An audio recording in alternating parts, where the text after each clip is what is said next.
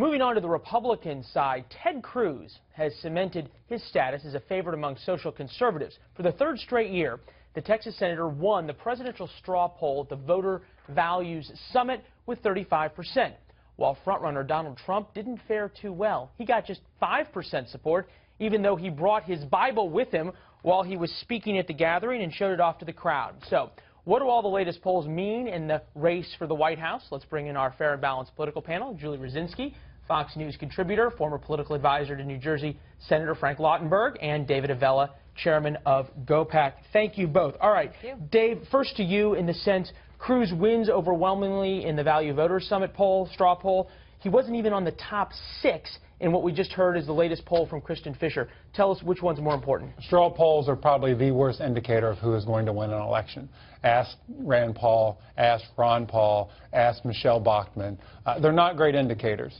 All that said, knowing the makeup of the audience at the Voter Value Summit, it probably is a good indication of who's going to win Iowa. If you looked at where the race is today, that Ted Cruz is going to be. That's right. There's very similar constituencies. You say straw polls don't matter. The thing that people say, and political experts will tell you matter a whole lot, is favorability ratings. And we have some new Fox News numbers released this morning about Hillary Clinton's favorability ratings. At the risk of sounding like a broken record, they are at new lows, all-time new lows. Here's the latest polls. This is among registered Democrats, which is important, and those favorability numbers have dropped 11 points in just a couple of months. The question to you, Julie, is there a floor for how low Hillary's numbers go in this sense? Well, look at her numbers among Democrats. I mean, they're still very strong. They're not as great as they used to be, but nevertheless, they're still pretty good. I mean, I think she'd take them. The question for Hillary is at which point does she have to start talking about issues and not talk about this email scandal anymore? And I suspect well, she'd like to talk about issues. The press doesn't seem to let her. Absolutely right. But my question to the press, I guess, and to everybody else is once that happens, and it eventually will have to happen, right? We cannot.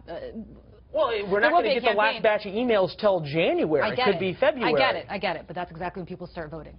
And so the problem for her is if this is something that's going to continue on into January, February, March, April, then it's problematic. If it's continuing now and this is a floor and she gets to talk about issues and she'll remind Democratic voters where she is on the issues, then you'll see her numbers start to rise.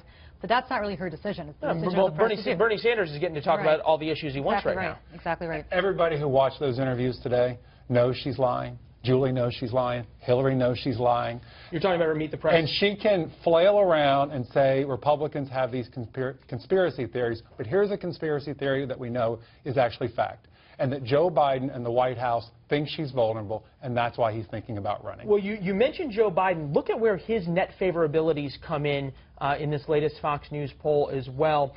Joe Biden is number 2, top 2 of net favorabilities. Ben Carson of the Republicans, plus 19. Carly Fiorina, plus 7. Now look at the net unfavorables, those at the very bottom there.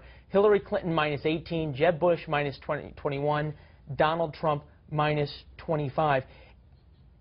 Help us understand, Julie, how concerning is this for the Hillary Clinton campaign that you have such a high net unfavorable among the general election populace, and you're looking at somebody like Joe Biden who could get in, who has a high net favorable? Well, I'll say this about Joe Biden. This applies to everybody else who might or might not get in the race. You're never as popular as the day before you get into any race, right?